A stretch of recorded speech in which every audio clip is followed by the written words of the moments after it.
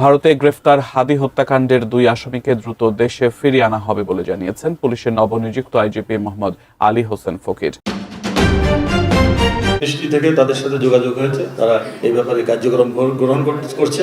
হয়তো অচিরেই ইনশাল্লাহ আমরা দেখতে পারবো তারা বাংলাদেশে আমরা আনতে সক্ষম।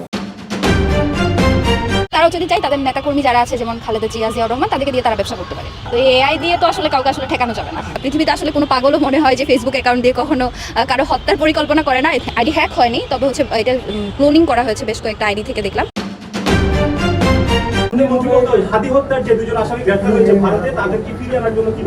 অবশ্যই ইতিমধ্যে স্বরাষ্ট্র মন্ত্রণালয়ের পক্ষ থেকে পদক্ষেপ নেওয়া হয়েছে। পররাষ্ট্র মন্ত্রণালয়কে আমরা অনুরোধ করেছি তারা এটা যেটা extradition treaty in between two countries আছে সেই মধ্যে আমাদেরকে ফেরত দেবেন বলে আমরা আশা করছি এবং আমরা ফেরত আনার জন্য যথেষ্ট জোর প্রচেষ্টা চালাবো। হাদি হত্যাকাণ্ডের সাসপেক্ট হিসেবে আটক করেছে এবং তাদেরকে খুব সম্ভবত 14 দিনের রিমান্ডে নিয়েছে। এতক্ষণ দেখছিলেন সংবাদ শিরোনাম।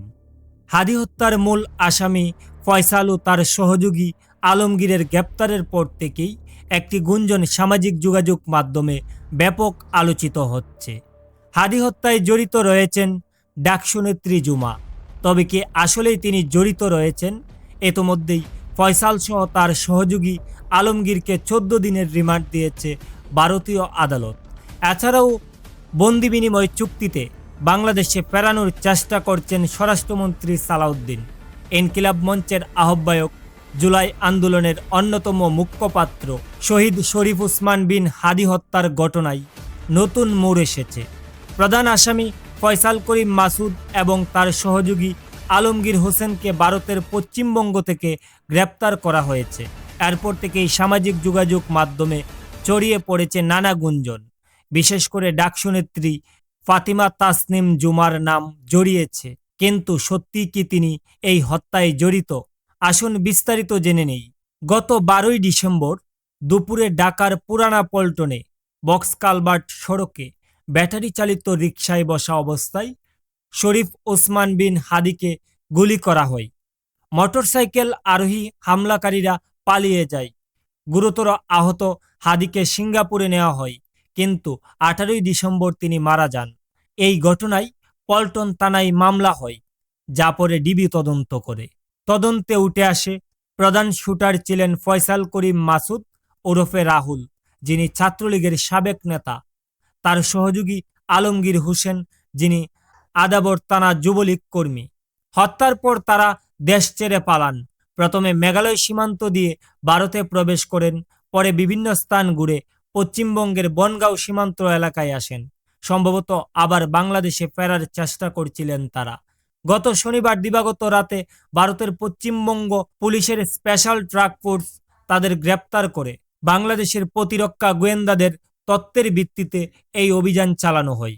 প্রাথমিক জিজ্ঞাসাবাদে তারা হাদি হত্যার কথা স্বীকার করেছেন বলে জানা গেছে। রোববার তাদের বিধাননগর আদালতে হাজির করা হয় এবং আদালত তাদের 14 দিনের রিমান্ড মঞ্জুর করেছেন। ভারতীয় গোয়েন্দা সংস্থা তাদের গভীর জেরা করেছেন। এদিকে বাংলাদেশের সরকার দ্রুত পদক্ষেপ নিয়েছেন।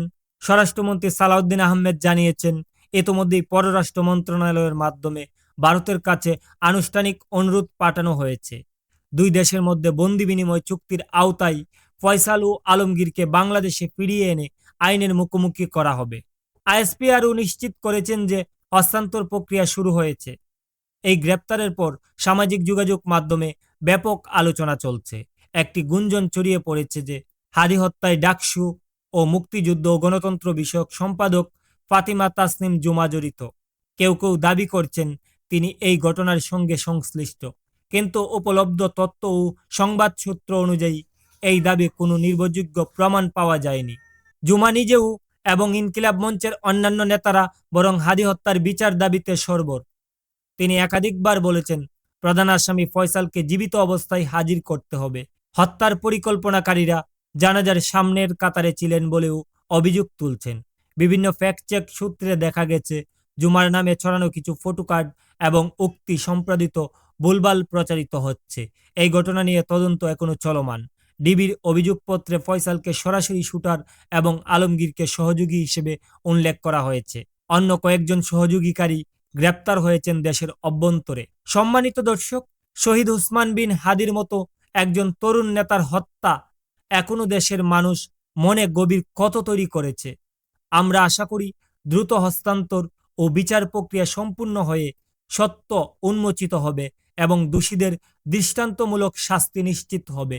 এই ঘটনায় আরও কোনো নতুন তথ্য পাওয়া গেলে আমরা অবশ্যই আপনাদের জানাবো। ধন্যবাদ সঙ্গে থাকার জন্য। বিস্তারিত আমাদের সঙ্গেই থাকুন।